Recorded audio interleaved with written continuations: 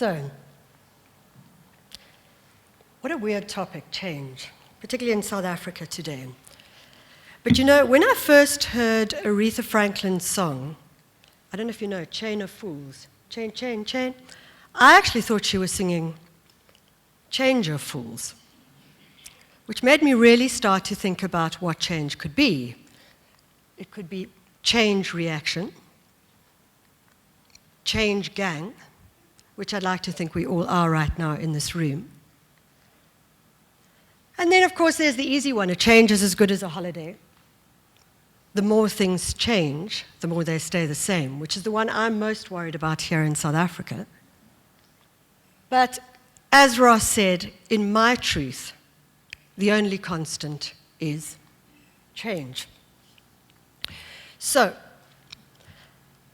to take it seriously, and I must say I have to have notes because I'm not one of these like sort of Ross TED talky kind of people who can just talk. I really have to write it all down and remember it. Also, I come from radio, so in my world you wouldn't be here and I'd be able to read it off, and you would think that in fact I was just doing it naturally. So if you can just close your eyes, I promise, and I'll let you know when the slide comes onto the screen. So, for many of you who may have been at Design Indaba, you may remember Imogen Heap. And one of the things that I felt when I watched her perform at the Design Indaba, I had this total epiphany. The musical gloves that she wears whilst she's performing allow her to create music without instruments or musicians, which is very good for someone like her, which has a very difficult personality. And simply being able to draw on sensors, technology, and microphones creates a whole new world. So, whilst other musicians have used those gloves, she, in fact, has used those Mimu gloves in a totally and entirely singular way. And as I watched her, and many of you may have seen her, I realized that the imagination of today is already the reality of today. The speed at which technology is changing our world means that our experience is already outdated even as we have that experience. Now, all right, you cannot really see that picture, but I'll tell you exactly what it is. This speed of change that I'm talking about was really disturbingly highlighted by Professor Stephen Hawking in the Wraith Lectures in the UK. I'm not sure if any of you heard it, but the man, of course, sounds like something out of science fiction himself. First of all, he's an Englishman, but he speaks in a metallic American accent, which is very weird and odd. But he also chose to speak about black holes at the Wraith Lectures, which also sounded like total science fiction to someone like me who's never really got that kind of stuff. Nevertheless, when he was asked whether he thought the world would end naturally or whether we would destroy it, he stated that whilst there were many threats, he felt that within 100 years, we would have found our way back and through the black hole. 100 years, that's not a long time. He says, although we will have found our way through that black hole, we won't yet have figured how to come back or how to establish self-sustaining colonies. But he said that was a mere technicality, and he felt that what we needed to do is really think about how to look after the Earth for 100 years, because thereafter, we're all going through the black hole. He felt fine about it because he knew he wasn't going to be around for it. But everybody else thought that this was a huge opportunity. And this idea, this concertinaing of time, technology, fiction, and imagination really, really requires us to be less afraid of the disruption that change brings, and also to understand that fiction is not a binary of reality. If you can dream it, you can do it. Now, those of you who may have seen Alex McDowell, also a speaker at this year's Design Indaba, highlighted this. McDowell, who works in the film industry, was the designer of the futuristic film Minority Report. And in the creation of the film, he identified a world-building scenario, a what-if, why not, and human-centered scenario. And he looked at energy, food, health, body politics, culture, architecture. And through that, what he did was he applied a form of design thinking to imagine a world of which 2 decades later now, most has come to pass. So McDowell asks, if we can do that for a film, why are we not doing that to change things for the better today? Imagination is fiction, but it also provides a gateway to reality, in much the same way that the arts and creativity, the world that you work in, opens the door to the sciences, and these are the keys to the true change that we want to see. So, for example, McDowell spoke about the average length of a time for a refugee to stay in a refugee camp. Does anybody know what that is? Okay, it's not 1 month. It's not 1 year. It's not 3 months. It's 17 years. The average length of time for a refugee to stay in a refugee camp is 17 years. People are born, they grow up, some even die. So the question that McDowell asks, and I think we should all be asking ourselves, is why aren't we changing the way we think about those homes? Why are those refugee camps still plastic? And in the case of local squatter camps, wood, cardboard, tin, scrap metal, and material. If you heard the radio this morning, you would have heard the story about Joe Slovo camp, where they have now taken Johannesburg to court, and the Constitutional Court has said, yes, 20 years later, not 17, 20 years later, that change has to be made. So we have to ask ourselves, what has happened to the what if, the why not, the human-centered scenario? Why is it, and that takes us back to the saying, that the more things change, the more we allow them to stay the same? In order for change to be transformative, and by transformative I mean positively transformative, technology needs to be human-centered engagement. And with this in mind, I'd like to take you to the final event of the 2016 World Economic Forum in Davos, Switzerland. So whilst you may know that the theme of that forum was the fourth industrial revolution, I was really intrigued when the closing seminar focused on what is being regarded as the key challenge to technology, the need to understand and retain our humanity in a time of technological change. So according to Davos speaker Justine Kessel of the Carnegie Mellon University in the United States, and I quote her here, robots and artificial intelligence will force people to hone the human skills of empathy, respect, and those skills will be effective for the workplace of the future. It is through our comparison with robots that we will know what it is to be human. Being human is not a thing, it's a process. Now, maybe what's interesting to note about this, and I can't guarantee this for sure, but I've been told this, is that the final panel discussion of Davos at the World Economic Forum is often the cue as to what the next theme may be for the next World Economic Forum. I think that's really exciting.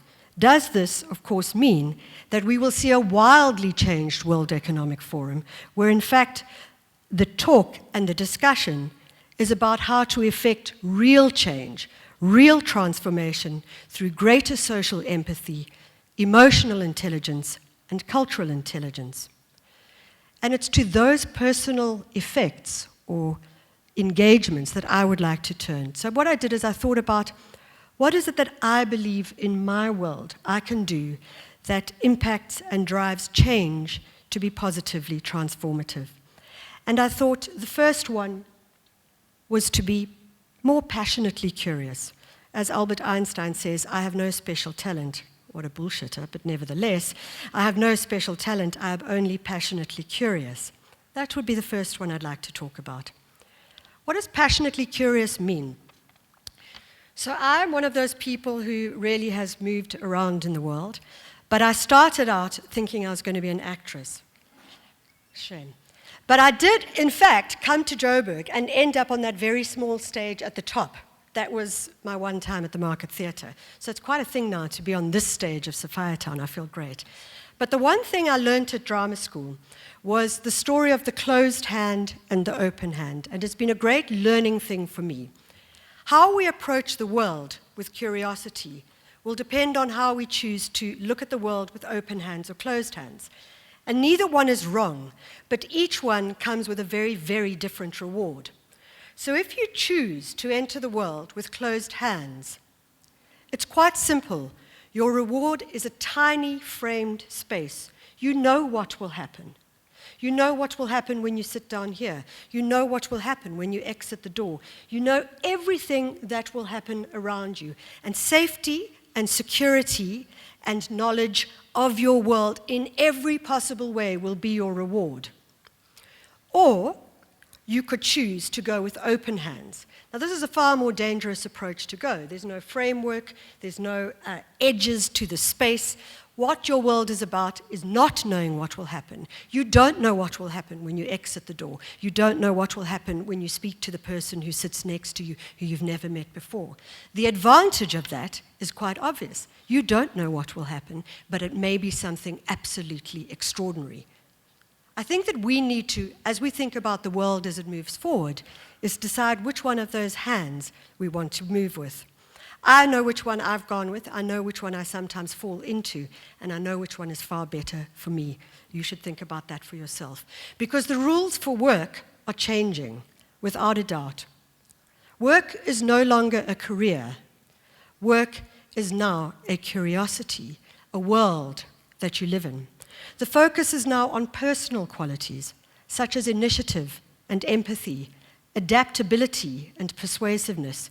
In this world that I believe we should be in, it is cultural intelligence and emotional intelligence that counts, even more so than IQ. So, the second one that I believe in is more collaboration and more technology for transformation. But that collaboration needs to be what I'd like to think of as the collaboration between arts and science, or arts and technology. So, you all know that this is Ganesh. Ganesh, the beautiful patron saint, not just of the arts, but also of the sciences. Now, isn't that amazing? That was what was come up with in the Hindu religion. That it wasn't just someone who was either arts or science, it was something which was arts and science. And there's a stream of thought that argues that the function of arts and creativity is to act as a progressive and transformative enabler of business, science, and broader society. So we're not just saying that the arts are instrumentalized, we're saying that the arts are good for the arts, but we're also saying that the arts act as an enabler. So globally, and unfortunately not quite yet in South Africa, there is a growing support for a move from STEM education, science, technology, engineering, and maths, to STEAM education, which is science, technology, engineering, arts, and maths. And they are arguing, particularly in the States, and it comes from John Mader, who used to be the head of the Rhodes Island School of Design, they are arguing that the arts act as that key to leverage the science, the technology, and the maths, etc. And that without arts, we cannot be a whole person. And in fact, the Ford Foundation argues the same. The Ford Foundation says that any child who does not have art or sport in their education does not get a whole education. So the objectives are to encourage the integration of art and design and art and design in education and the sciences, and to influence businesses to hire artists and designers to drive innovation in their organizations. Now that's the first stream of thought that's been happening. What's actually gone on from there is they've said, no, it's not actually STEM to STEAM. Look, we haven't even got to STEM to STEAM quite yet in South Africa, but we're always a little bit behind the curve on some things and way ahead of the curve on others, so I'm happy for that. We'll get there. Is that we don't just go STEM to STEAM, we actually go to C. So C, the argument, is a far simpler ecosystem of science, economics, and the arts. That's all we need in our world, they say, to really drive and shift change. And a story which perfectly describes this is this one. A carpet weaver, and in fact this is a photo of his wife, I have to say, is making keelam rugs or durries on a large hand loom in a village that has no electricity outside Jodhpur in India. He saves his money and he gets sun-powered electricity for his homestead. Now, why do you think he does that? Any suggestions, any thoughts? Why would he? I mean, it's a pretty obvious, we all go, because he needs electricity. But why do you think he gets electricity for his home, sun-powered electricity, because he can't get anything else.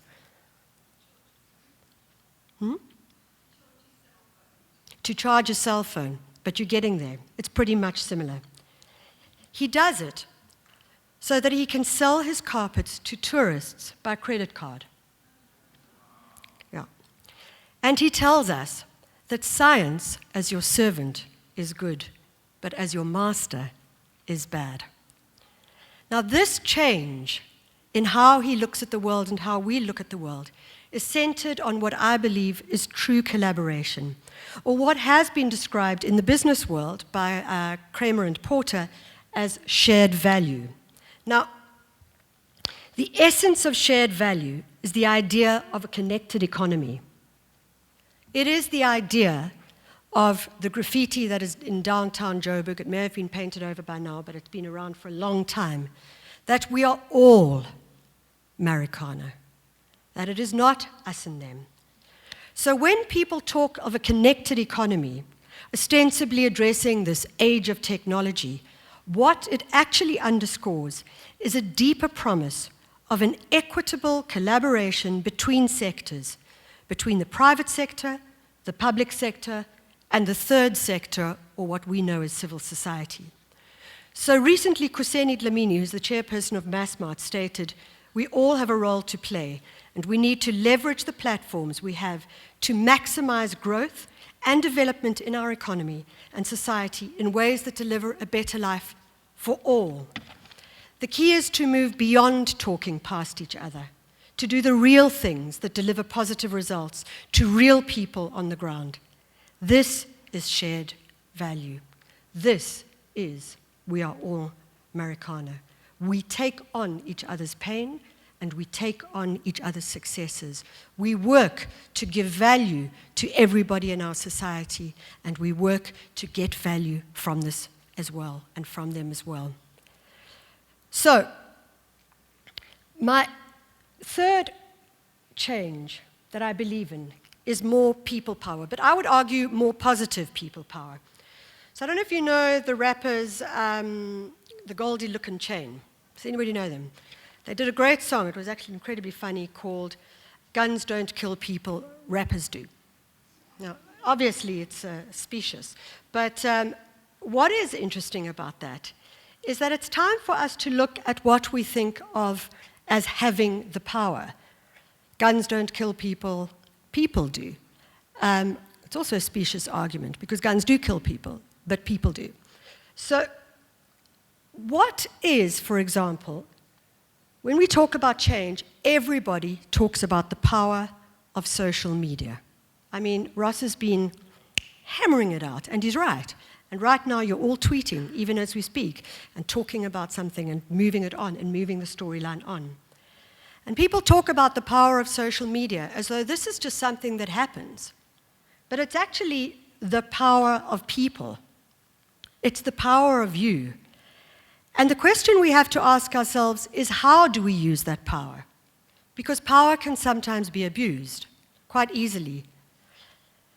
So last night, again, I heard the Arab Spring being cited as a successful example of where social media acted as a vehicle driving active and almost immediate change. Now the question is, do you know how successful the Arab Spring has been? Have you considered it? Have you thought about it? Because there is, in fact, a conversation that says it hasn't been successful at all. And 6 years after the event, there were some absolutely unpredictable outcomes, which were described by the BBC's Middle East correspondent, Kevin Connolly. And I have to say, I'm quoting him now, these just things. So if you are going to tweet it, it's not me saying this. Please, quote, unquote, you know how to do it. But what he does say is that some of those unexpected outcomes of the Arab Spring were the following.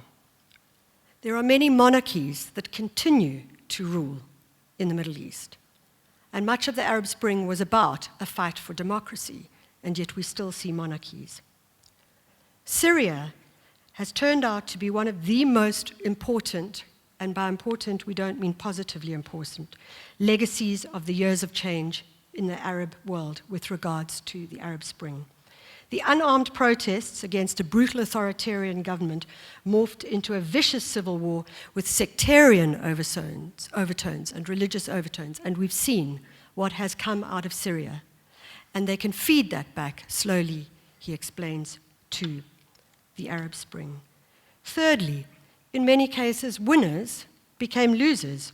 So in fact, the Egyptian Brotherhood in Egypt was swept back out of power by the army and the military in Egypt. And in fact, the people who voted for a democratic Egypt got the Egyptian Brotherhood, which was then swept out of power by the army. Women's rights have taken a turn for the worse. The region scores badly in gender violence, reproductive rights, treatment of women and families, inclusion in politics or exclusion from politics and the economy. And finally, he talks about the power of social media. He says, in the context, the way it was described was in many ways overrated by the Western media. He says, yes, it had a role at the beginning of the uprisings, but their use was confined largely to a well-educated and affluent and sometimes multilingual liberal elite, and their views may have been over-reported. Those self-same secular liberals also lost at the ballot box in Egypt. He talks of how satellite TV remains important in countries where people can't read and write and don't have access to the internet. So why am I raising this? I'm raising this because I believe that we have the power, and that power includes the way we use social media. And yet I think we need to sometimes think of what it is that we want before we fly ourselves into saying the things that we often do, not just on social media, but into other spaces. What do we want to get out of this? What change do we truly want? And are we truly considering that? So when I talk about people power, that's really the one I'm considering. And finally, on a lighter note, I believe that all of us need a whole lot more resilience and agility if we are going to see transformation and change in the world that we live in. What do I mean by that? Oh, let me give you that. Beautiful picture. Admit it. Oh, it's like hot all the way. Why is it hot? Because Muhammad Ali was truly one of the hottest guys around and remains so, admit it. So why was he and is he the best example to demonstrate agility, absorption, resilience? It's quite simple. Do we all know the rope-a-dope, the rumble in the jungle? How did it work? The fight against Georgia Foreman in Kinshasa, Zaire, now the Democratic Republic of Congo. It was brilliantly covered in a documentary called When We Were Kings. So what actually happened there was the film shows Foreman striking Ali a thunderous blows again and again and again, and Ali lying against the ropes. The perfect example of resilience. He let the ropes and himself just absorb the blows. He took the blows, he took them in, he took them on, and he just let the ropes hold him and spent his time just, would you call it resiliating? I don't know. He was a resiliator, a gladiator and a resiliator. Finally, after about 8 rounds, I think it was 8 rounds, yes, 8 rounds, Foreman, of course, was by now frickin' exhausted. He'd been thumping away to absolutely no success whatsoever. At that point, Muhammad Ali took off the ropes and in 5 shots had Foreman down on the ground. That was the agility. So how do we look at our world? And how are we going to move along in our world? And I think particularly in South Africa now, where a lot of us are feeling really, really challenged by what is going on. There's a lot that's going on that is difficult, that's problematic, and we're wondering, how are things going to change? What is that change going to be? Is it going to be transformative in a positive way? Is it going to move into like another negative space? We need to be as resilient. We need to be able to absorb those blows that are coming our way, and we need to be able to create the timing perfectly, not just in our individual capacity, but as a group, so that when we come back with agility and strength. And the question we should all ask ourselves is, how will we use agility and resilience to change our lives? So, in closing, I just thought that was a freaking great quote. Nobody wants to be the architect of decay. In closing, I think now is the time for a more engaged transformation. And as Alex McDowell said, start from the point of view, or I start from the point of view, that I know nothing, that I'm just here to learn, and therefore I must be curious and surround myself with expertise. Go for relationships that are organic and genuinely collaborative, that generate a shared language of myth, culture, history, and much, much more. And in this extremely difficult time of change, we too can and must act. Or as the artist Grayson Perry says, it's a nice revolution, welcome in. I'd like to end with this, 11:59. It's one of my favorite artists, Michael Franti and Spearhead. And he's got a song called 11:59. And I think it's quite clear that the song is about the change that comes after 11:59. So I'm not quite sure what the time is now, but I think as we all go out into the day, we should maybe consider that it is our 11:59 moment. And what is it that we're going to do on the dot of 12? Thanks very much.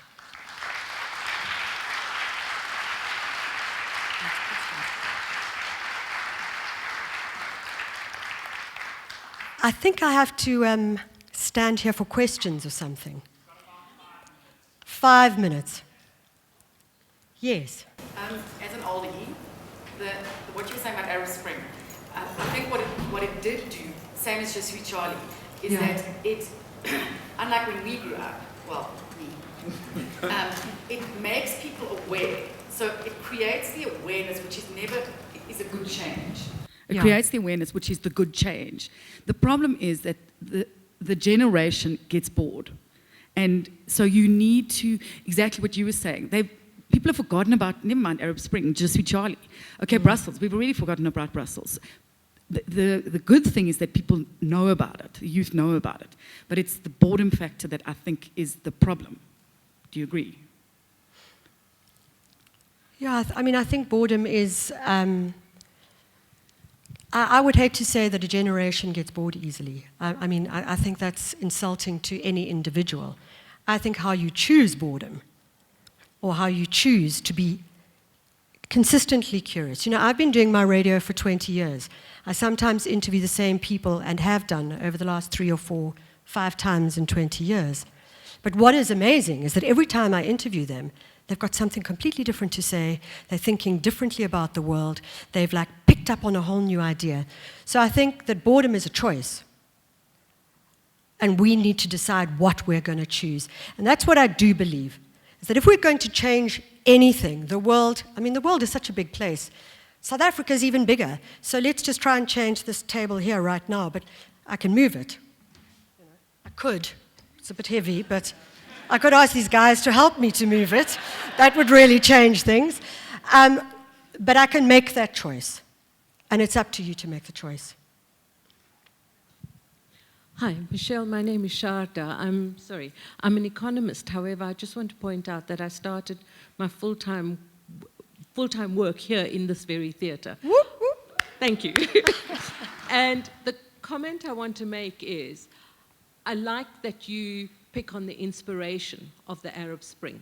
However, what I think we need to learn, especially here and now in this country, from the Arab Spring, was that what followed was the dialogue to actually generate what needs to change didn't follow strongly enough. Absolutely. And that's our opportunity right now. Yeah. When we think about the nature of democracy, who's being represented, how they're being represented, what's being done with that representation, the accountability and the lack of that, and all of those things. We have so many opportunities right now, and when I think of the diversity of the creative brains in this room, this is it, guys, go for it. Yeah, I absolutely agree. And in fact, that's why I spoke about this idea of people power, because I think that we incredibly glib with the way we use social media. I mean, I love it. I think it's amazing, and I'm addicted to it, and any opportunity I can to just tweet something, I will.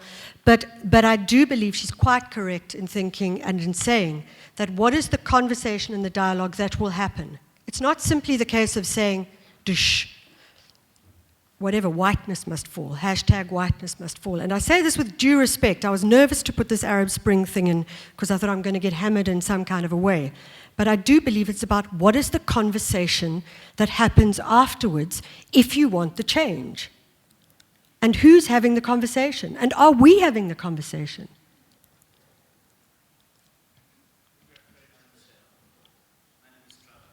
Hi, Trevor. Just tapping into your experience and as a CEO of BASA, and what change or steps do you think we need to take as a country towards sustainability in jobs and the industry of the creative sector as a whole, from what you've been experiencing with the corporates, with the government-corporate interaction? Roughly. Okay, I feel like I can never say change. I can never answer for everybody, but I can really, literally answer to my own world. I think that we need to be very aware that there's a good chance that we will go into junk status, and we've got an economist in the room. I think it's highly likely from all the businesses that we're speaking to. And I don't say that as like the voice of Noit. I just say that that is probably what's going to happen. We hope it doesn't. But the impact of that we're already seeing in the corporate sector in terms of where their money is going. So where they are putting their marketing budget, those are shrinking dramatically. And you know, they fund the arts in a variety of ways. They might fund it through the marketing department, through the publicity department, through the HR department, through the CSI, through broad-based black economic empowerment. And all of those things are going to be impacted by the amount of largesse and money that is turning in the country. And whether that money is really there or not, it's a case of how people are feeling and perception. So, and I say this with absolute due respect, I do believe that the arts sector needs to become a lot more savvy. I think there's a problem in us pushing this idea of the creative entrepreneurship world, because not everybody is an entrepreneur. The entrepreneur is a very specific kind of personality. But I do think that we need to start thinking more strategically around how we create not jobs, but job hours. So the creative sector, and certainly the arts sector, works off job hours more so than it does off long-term jobs. It's like a contract-based society. So we need to be thinking about how we create this. How do we put forward a possibility which is positive and which looks at an equitable relationship with a business? It's got to be equal. You know, you can't just like say, oh, I'll just take your money. I mean, Ross was talking about it earlier, and in fact, he's quite right.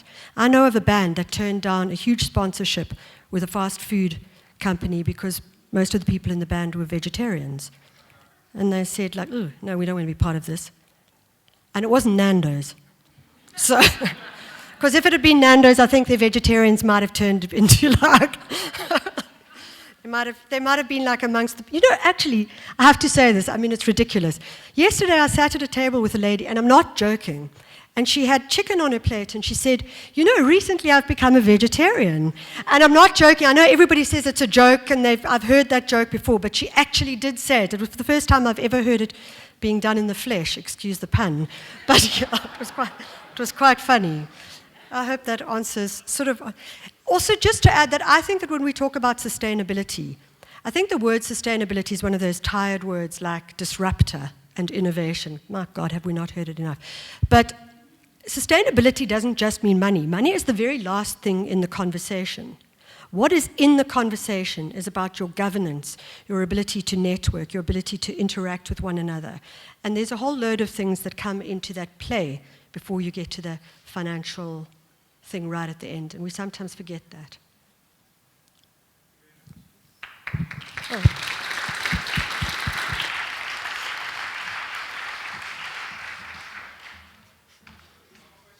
Yeah. What's going on? Is it, Yeah. is it on now? Cool. Hi, Michelle. My name is Vivid. Just firstly, I don't mean to flood your inbox, but I really appreciate how you get back to people and sort of assist people. So people know that now, they'll sort of, it won't be a dead end with the email. What I wanted to say is not so much what you said, but it's just got me thinking with regards to the refugee scenario, right? The 17 years. And just how sometimes how people think about changing things and how that affects things. For example, you have a designer or an architect who will think, well, let's pump these houses up now, these infrastructures. But then that, at the same time, that might kill the spirit of somebody who lives there, who thinks now like, wow, I'm actually going to be stuck here. And sort of like how, so it's kind of like, it's back to the Arab Springs as well, is that sometimes you have this direct change, but what's like the sort of like the effect of it, you know? So if I lived in a concentration camp and I have sort of like, it looks like a normal neighborhood, then I'm actually like my spirit. I mean, like for example, you got the guy, the Russian guy who sold WhatsApp, and how when they moved to LA, they lived in this like really horrible place, and how when he signed that deal with Facebook, he actually went back to that neighborhood and he actually did that whole deal there. But sort of like how someone's spirit can actually die by sort of these sort of like direct practical changes, and then people just know like, well, I'm stuck here now. Or is it at the same time, or must people just sort of like be practical and be like, you know what, in this country, no one is going to get those types of jobs. Let's just get real and train people for technical things, and people must just deal with it. Like no one's going to become a lawyer, no one's going to become a doctor, because that's like 0.5%. So like, how do you sort of like juggle that, like killing people's spirit or being practical? So, yeah. Must I answer that? Well, it's more like, it just got me thinking with that. Okay, I'll tell you. Well, I'm glad it's got you thinking. So I'll say one thing. I can't answer that. But what I will say is this, and I really believe this, is that if we don't fight for the arts in this country, people won't even be able to make those choices later. I believe that to the bottom of my soul, is that the more and more and more we see the arts being cut away in society, and by the arts I mean all the kind of forms of creativity, the less we see people being able to engage with their emotional intelligence, their empathy, their kind of curiosity, their ability to question things in ways that aren't always threatening. Sometimes they're threatening, but it's a different kind of threat. And once that goes, it will be gone. So when your museum closes down the road, I can promise you it will not come back again. So if you're worried about the JAG being closed, you need to go there and you need to see the artwork, because it will be gone, and people won't even have the choice sooner or later to be able to ask questions like, do I want to be a doctor? Because that goes back to imagination. Imagination and fiction, as I said earlier, it's not a binary of reality. It is reality. And the arts are what drive imagination. You know that great frickin' piece of graffiti, the earth without art is just eh. You have to see it to understand it.